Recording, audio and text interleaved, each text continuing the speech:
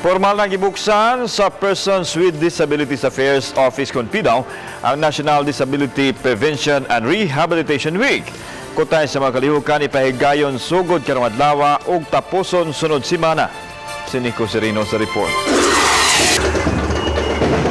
Motorkada o kasaulugan sa Santos nga misa mo'y formal nga mibukas sa National Disability Prevention and Rehabilitation Week. Matod ni Nel Lasquites, Persons with Disabilities Affairs Office Conpidaw Coordinator, gitumong ang kalihukan aron pagpahibaw sa publiko nga anaa sila. Usasab kini kapamaagi aron pag-agni sa ubang mga tao nga dunay kakulian sa panglawas nga magpasakop kanila. Create ko na sila ng ways aron makuha ginatong attention sa atong mga PWD, sa mga tao sa atong mga PWD kay kuambia para nila iswabe kani sila magatagi attention. Subay sa kalihukan, migahin ang dakbayan sa Talisay ug dulan sa 3 milyones pesos aron mapahigayon ang kalihukan.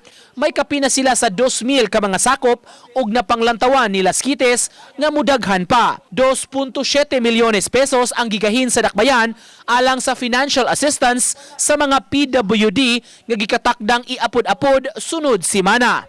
Usa ka programa kaning gitawag tog Wheels of Change, meaning atong gi-gather ang mga naka-wheelchair kay mao man itong epektibo kayo nga mo paano mga advokasya.